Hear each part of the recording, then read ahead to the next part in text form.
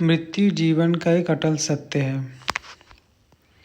मृत्यु एक सत्य है। यह सत्य वचन एक हिंदी कहानी के जरिए आपके सामने रखा गया है। जीवन जन्म और मृत्यु के बीच का एक भ्रम है जिसे हम अंतकाल तक देखते हैं। वास्तव में वह मृत्यु तक ही सीमित है। पढ़े हिंदी कहानी मृत्यु एक अटल सत्य है। मृत्यु सत्य है। एक राधे श्याम नामक युवक था। स्वभाव का बड़ा ही शांत एवं सुविचारों वाला व्यक्ति था। उसका छोटा सा परिवार था जिससे उसके माता पिता पत्नी एवं 2 बच्चे थे। सभी से वो बेहद प्यार करता था। इसके अलावा वो कृष्ण भक्त था और सभी पर दया भाव रखता था। ज़रूरतमंद की सेवा करता था, किसी को दुख नहीं देता था। उसके इन्हीं गुणों के कारण श्री कृष्ण उससे बहुत ही प्रसन्न थे और सदैव उसके साथ रहते थे। और राधे श्याम अपने कृष्ण को देख भी सकता था और बातें भी करता था। इसके बावजूद उसने कभी ईश्वर से कुछ नहीं मांगा। वह बहुत खुश रहता था क्योंकि ईश्वर हमेशा उसके साथ रहते थे, उसे मार्गदर्शन देते थे। राधे श्याम भी कृष्ण को अपने मित्र की तरह ही पुकारता था और उनसे अपने विचारों को बांटता था। एक दिन राधे श्याम के पिता की तबीयत अचानक खराब हो गई।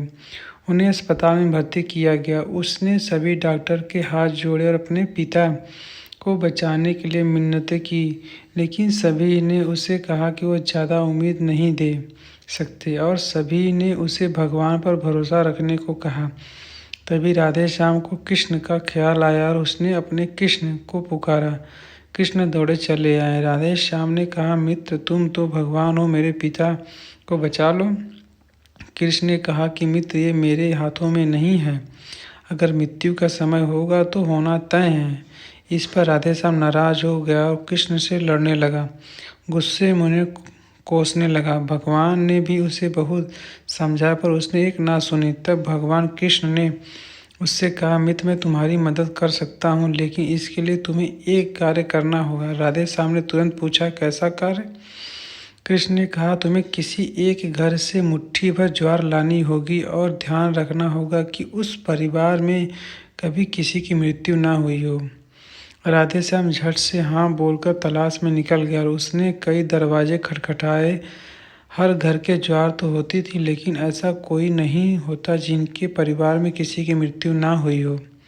और किसी का पिता, किसी का दादा, किसी का भाई, किसी की माँ, काकी या बहन। 2 दिन तक भटकने के बाद भी राधे श्याम को ऐसा एक भी घर नहीं मिला। तब तक उसे इस बात का एहसास हुआ कि मृत्यु एक अटल सत्य है। इसका सामना सभी को करना होता है। इसका कोई नहीं है भाग सकता है। वह अपने व्यवहार के लिए कृष्ण को क्षमा मांगता और निर्णय लेता है जब तक उसके पिता जीवित है उनकी सेवा करेगा। थोड़े दिनों बाद राधे श्याम के पिता स्वर्ग सिधार जाते हैं। उसे दुख तो होता है, लेकिन ईश्वर की दी उस सीख के कारण उसका मन शांत रहता है। दोस्तों, इसी प्रकार हम सभी को इस सच को स्वीकार करना चाहिए कि मृत्यु एक अटल सत्य है। उसे नकारना मूर्खता है। दुख होता है, लेकिन उसमें से फंस जाना गलत है, क्योंकि केवल आप ही उस दुख से पीड़ित नहीं हैं, अपितु संपूर्ण मानव जाति उस दुख से रूबरू होती है। ऐसे सच को स्वीकार कर आगे बढ़ना ही जीवन में। कई बार हम अपने किसी खास के चले जाने में इतने बेबस हो जाते हैं कि सामने खड़ा जीवन और उससे जुड़ी लोग हमें दिखाई नहीं पड़ते। ऐसे अंधकार से निकलना मुश्किल हो जाता है। जो मनुष्य की मृत्यु के सत्य को स्वीकार कर लेता है उसका जीवन भर विहीन हो जाता है और उसे कभी कोई कष्ट तोड़ नहीं सकता। वो जीवन की हर क्षेत्र में आगे बढ़ता जाता है। अगर आपको यह कहानी अच्छी लगी तो कमेंट अवश्य करें। हम रोज़ आपके लिए ऐसी कहानी लेकर आएंगे।